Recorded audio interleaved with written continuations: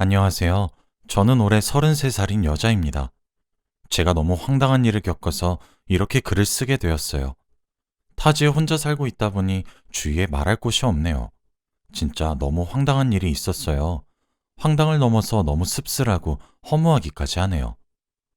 저는 7년이 넘는 시간을 연애를 했습니다. 제가 재수도 하고 휴학도 했어서 남들보다 대학교를 늦게 졸업했어요. 그래서 26살에 첫 직장을 가졌죠. 저는 그곳에서 남자친구를 만났습니다. 남자친구는 그 당시에 29살로 저보다 3살이 더 많았어요. 남자친구는 엄청 다정다감한 성품을 가지고 있었습니다. 제가 한 번은 실수를 크게 한 적이 있어서 상사에게 엄청나게 혼이 났었는데 그걸 지나가다가 본 남자친구는 비상계단에서 울음을 참으려고 마음을 다스리는 제게 커피 한 잔을 내밀었고 울면 지는 거예요. 다음번에 더 잘해서 칭찬받으면 되죠. 라고 위로해 주었습니다. 저는 그런 모습에 첫눈에 반했답니다.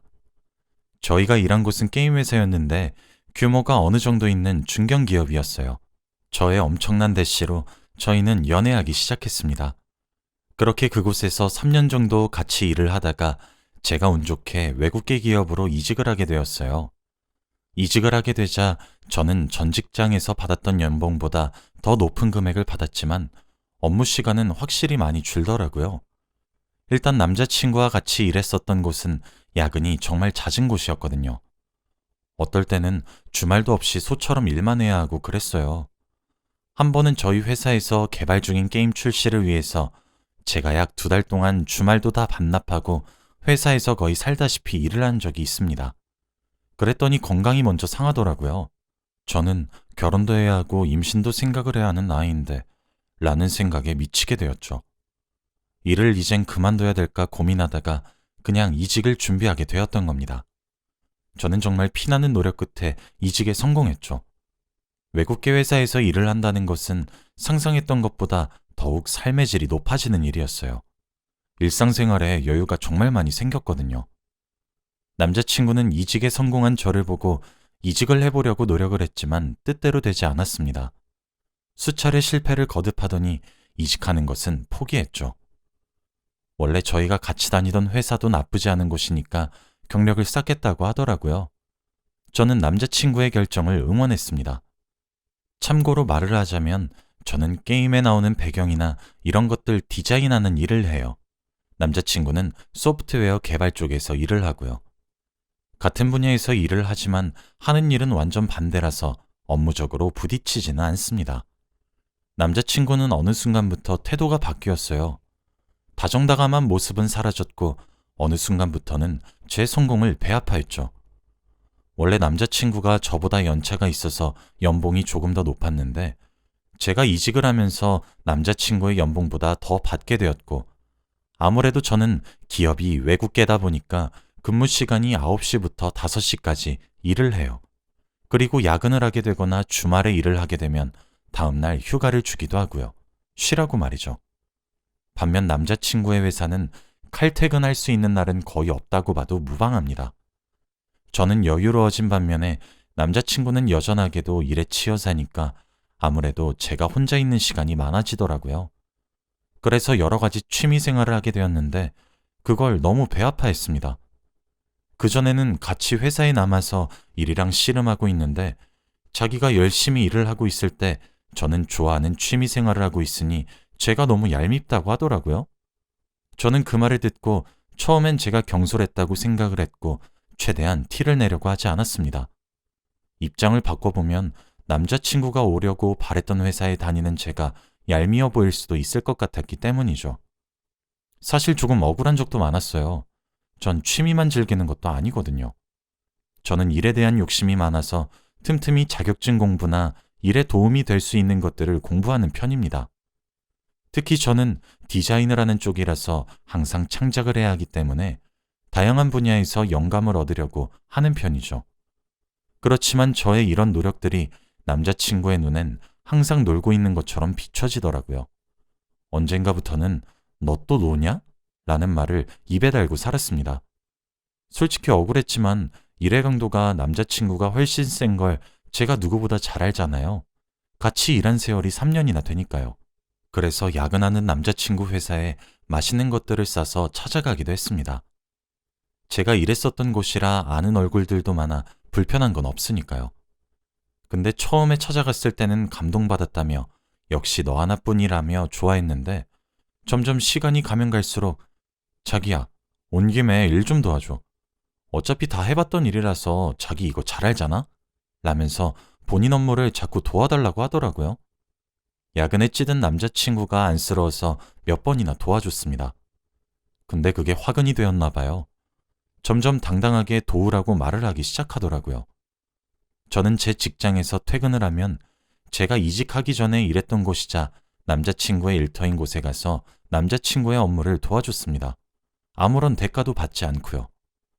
솔직히 제가 도와주는 건 순전히 저의 호의인데도 남자친구는 당연스레 저에게 일을 시키더군요.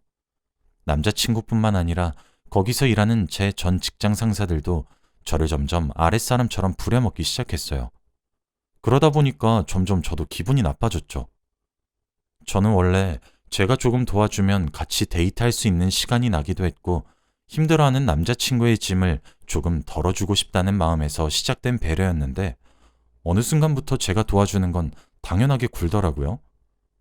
하루는 제가 몸이 너무 좋지 않았습니다. 그래서 남자친구의 일을 도와주지 못한다고 하니까 옛날 같았으면 헐, 자기야 괜찮아? 야근? 병원은 갔다 왔어? 라면서 호들갑을 떨면서 걱정을 해주었을 텐데 저보고 그러게 그럴 줄 알았다. 몸 관리를 잘했어야 될 거 아니야. 나이가 몇인데 컨디션 조절을 그렇게 못해? 라는 겁니다. 아니 제가 컨디션 조절을 누구 때문에 못했는데요. 그러면서 점점 말을 밉게 하기 시작했어요. 또 남자친구는 자꾸 제가 통 큰 여자친구이기를 강요하더라고요. 제가 주말과 야근이 거의 사라지다시피 한 것은 맞지만 그렇다고 해서 업무의 강도가 쉬워진 것은 절대 아닙니다. 저도 힘들게 일해서 돈을 버는데 자꾸 제가 남자친구 팀에다가 음식을 쏘기를 바래요. 근데 그것도 한두 번이어야죠. 게다가 제 옛날 팀도 아니고 남자친구네 팀이잖아요. 그래도 뭐 한두 번 정도야 기분 좋게 낼 수 있었어요. 생색은 물론 남자친구가 다 냈지만요. 그리고 저도 그곳에서 일해서 이직에 성공한 거니까요. 근데 점점 남자친구는 사람들 앞에서 저에게 음식 사는 것을 강요했습니다. 아주 당연스레 말이죠. 빈도가 잦아지기 시작했어요. 시간이 지나니까 본인이 알아서 배달 음식을 시키고 저에게 계산을 하라며 턱짓으로 가르쳤죠. 그럼 여러분들은 거부하면 되지 않느냐고 하시겠죠? 저도 싫다고 거부를 했어요. 그럼 남자친구는 세상에서 제일 불쌍한 사람인 척을 합니다. 너는 퇴근하고 집에 가서 쉬면 되지. 나는 야근해야 돼서 오늘도 일찍 가봤자 새벽에 겨우 들어가서 눈만 잠시 감을 수 있는데 넌 여자친구가 돼서 그 정도도 못해줘? 라거나 너도 알잖아. 여기가 업무 강도가 너무 심한 거. 사랑한다면서 이 정도도 못해줘? 변했다 너. 라면서 세상 제가 제일 나쁘고 매정한 사람으로 만들어요. 진짜 뭐만 했다 하면 변했다 변했다. 이런 식으로 대화가 이어지고 그러면서 또 양껏 토라지고 저는 또 달래야 하고 잘못한 것도 없는데 미안하다고 어르고 달래는 것도 점점 지치더라고요. 그래서 그냥 돈을 쓰면 안 그러니 그게 지출은 있지만 쉽고 빠른 방법이었어요. 이직에 몇 번이나 실패한 사실을 알고 있으니 저것도 다 자격지심일 것이다. 시간이 지나면 점점 나아지겠지 하면서 몇 년을 더 만났습니다. 그리고 막상 도전에 실패한 모습을 옆에서 보니 무너지는 모습이 다 보이더라고요. 사랑하는 남자가 그렇게 의기소침해하고 있으니 제 맘이 약했던 것도 맞아요. 그래서 그 어리광을 모두 받아주었습니다. 남자친구가 나아질 거라고 기대했지만 저의 기대는 산산조각이 났어요.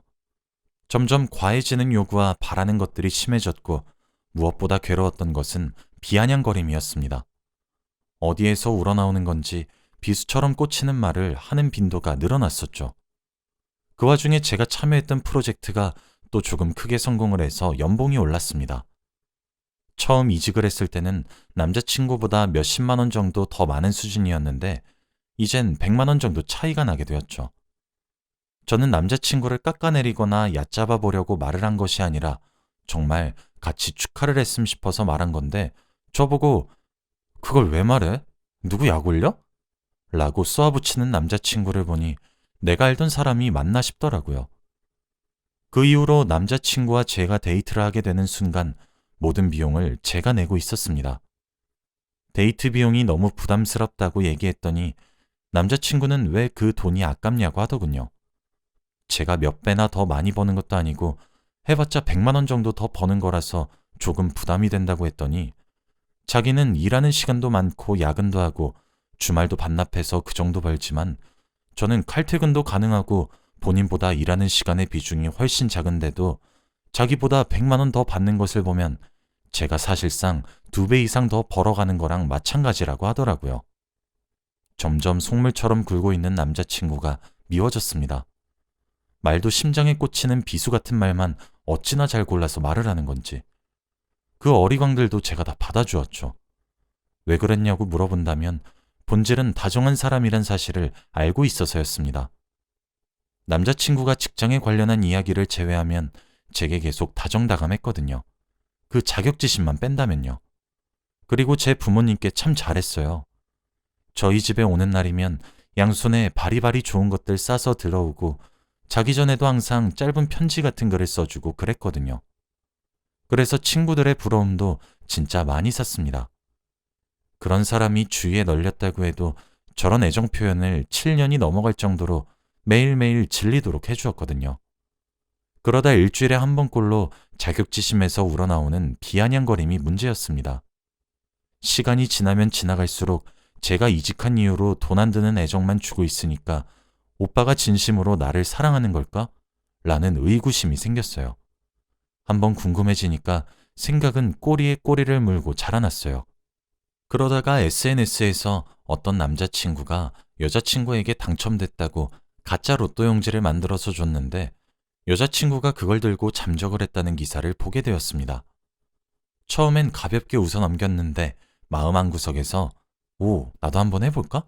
같은 호기심이 싹 트게 되더라고요. 그리고 저희가 매일 만지는 게 컴퓨터인데 조잡하게 합성하면 티가 다 날 테니 그거 하나를 제대로 못 알아보겠나 싶었던 마음도 있었습니다. 그래서 재미삼아 사진을 합성했어요.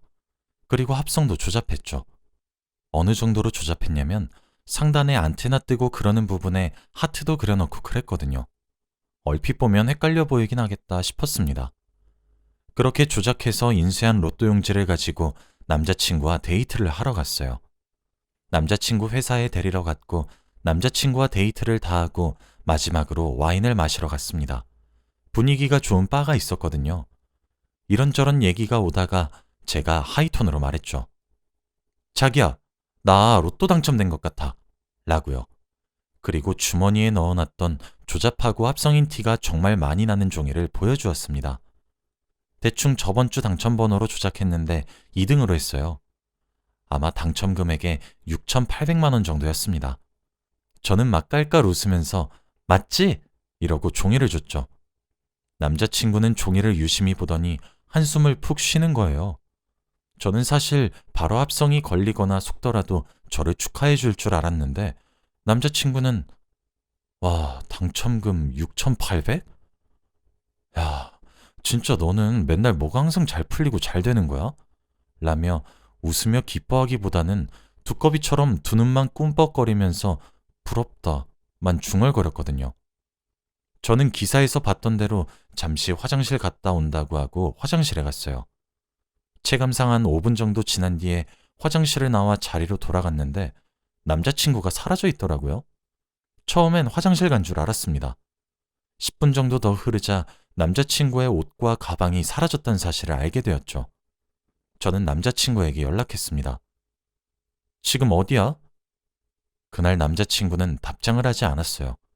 저는 설마 했어요. 처음엔 화장실에 옷이랑 가방을 들고 간 줄 알았어요. 중요한 게 들어서 들고 들어간 걸 수도 있지 하며 점원을 불러 남자 화장실에 남자친구가 있는지 봤는데 없더군요. 가게에서 남자친구가 사라졌다는 사실을 알고 나니까 아, 로또 용지를 그냥 들고 도망쳤구나 라는 생각이 와닿았습니다. 전화를 걸어도 음성사서함으로 연결된다는 소리만 들려왔어요. 진짜 믿기지가 않더라고요. 그날은 잠을 깊이 자지 못했습니다. 솔직히 남자친구가 원망스럽거나 그런 마음이 아니라 내가 정말 커다란 잘못을 했구나. 내가 왜 그런 장난을 했지? 시간을 되돌리고 싶다. 남자친구는 언제 다시 나에게 연락을 할까? 아, 나 진짜 어떡하지? 이런 생각밖에 들지 않았어요. 다음 날 아침이 밝았고 회사에 출근했지만 여전히 일은 손에 잡히지도 않았습니다. 퇴근 시간이 다가와서 퇴근 준비를 하다가 습관적으로 휴대폰을 켜 남자친구에게 자기야, 나 이제 퇴근해 라고 연락을 보내고 있었는데 남자친구가 어제 어디냐고 묻던 제 연락을 그때 읽더라고요. 그래서 퇴근한다고 연락을 바로 보냈더니 또 바로 읽었습니다. 그러고 한참 동안이나 답장이 없었어요. 저는 회사랑 집이 버스로 30분 정도 걸리는데 집에 도착해서 씻고 잠옷으로 갈아입을 때까지 남자친구는 제게 연락을 하지 않았습니다. 밤 11시쯤 되자 남자친구에게 연락이 왔어요. 너 로또 용지 이거 합성했니? 이렇게요. 저는 맞아. 내가 했어. 라고 답장을 보냈습니다. 남자친구는 왜? 라고 물어보더라고요. 저는 너무 답답해서 전화를 걸어봤지만 남자친구는 전화를 거절하고는 나 진짜 너랑 전화할 기분 아니니까 카카오톡으로 말해. 라고 답장이 왔어요. 저는 나는 그냥 요즘 오빠랑 나랑 같이 하하호호 웃고 즐겁게 하루를 보냈던 날이 너무 오래된 것 같아서 장난친 거야. 그리고 사실 용지를 보면 알겠지만 상단에 하트 그려놓고 그래서 자기가 당연히 합성한 거 바로 눈치챌 줄 알았어. 라고 했죠. 남자친구는 너 사람 가지고 장난치지 마. 내가 너 얼마나 떵떵거리고 살 건지 두 눈 똑바로 치켜뜨고 지켜볼 거야. 사람이 힘들어하는데 무슨 이딴 장난을 치고 앉아있어? 진짜 어이가 없다. 헤어지자. 2번 다시 연락하지 마라. 라고 답장이 왔어요. 솔직히 사과할 생각이었는데 남자친구가 한 말을 되짚으면 되짚을수록 점점 화가 나더라고요. 솔직히 저는 이직 후에 4년 정도를 남자친구의 자격지심, 비아냥, 어리광 싹 다 받아줬어요. 데이트 비용도 제가 전부 냈고요. 남자친구를 정말 사랑하지만 그렇다고 해서 제가 비위를 맞춰야 되는 것이 당연한 건 아니잖아요. 억울했던 저는 답장을 보냈습니다. 아니, 그래. 내가 짓궂게 장난쳤던 건 미안해. 근데 내가 오빠한테 이런 말들을 들을 정도로 커다란 잘못을 한 거야? 오빠가 냉정히 보기에 그 종이 얼마나 조잡해 보여? 그리고 만약에 그게 진짜 로또 용지였다고 가정하면 나는 오빠를 잘 거르게 된 거겠지. 고작 돈 6천만 원에 눈 멀어서 자기 것도 아닌 남의 로또 용지를 훔쳐 달아난 사람을 거른 게 되니까. 라고요. 남자친구는 진짜 장난도 정도가 있지. 라고 답장이 왔고 저는 오빠야말로 적반하장도 유분수지. 남의 물건 훔쳤다가 진짜가 아닌 거 알게 되니까 왜 오빠가 배신감 들어해? 애초에 훔쳐간 건 오빠였잖아. 짓궂었던 장난이란 건 인정하고 있지만 난 정말 순수하게 오빠랑 나랑 요즘에 웃은 일이 없었던 것 같아서 작은 이벤트처럼 한 거였어. 오빠가 다시 연락와도 이젠 내 쪽에서 오빠를 거절할 거야. 2번 다시 연락하지 마. 라고 답장을 보내고 모든 연락을 다 차단했습니다. 솔직히 자격지심만 빼면 정말 다정다감하고 괜찮은 남자라 제가 많이 좋아했었거든요. 미래 배우자로 이 사람을 생각할 정도였습니다. 이 일을 계기로 관계는 정리가 되었지만 남겨진 저는 정말 허무하고 씁쓸함만 남은 것 같네요. 저는 결국 돈 6,800만 원에 팽당한 것이니까요. 만약 그 용지가 진짜 용지였다면 남자친구는 그대로 잠수를 타고 난 이후 저를 찾아오지도 연락을 하지도 않았겠죠? 이 글을 끝으로 제게 남아있던 마지막 미련을 훌훌 털어내보려고 합니다. 그리고 생각했던 것보다 배신감이 크기 때문인지 마음을 정리하는 게 수월하기도 하네요. 순수한 호기심에 시작한 장난이었지만 결과적으로는 제 인생에서 별로인 사람을 걸러낼 수 있었던 계기가 된 것 같아요. 그래도 그 사람도 행복하게 살았으면 좋겠네요. 자기 비하와 자격지심에서 벗어나길 바라는 마음이에요. 긴 글을 읽어주셔서 감사합니다. 이렇게 사연을 적어보니 좀 더 객관적으로 상황을 보게 되는 것 같아서 참 씁쓸하네요. 여러분들은 꼭 예쁜 사랑을 지키시길 바라며 이만 글을 줄여봅니다. 감사합니다.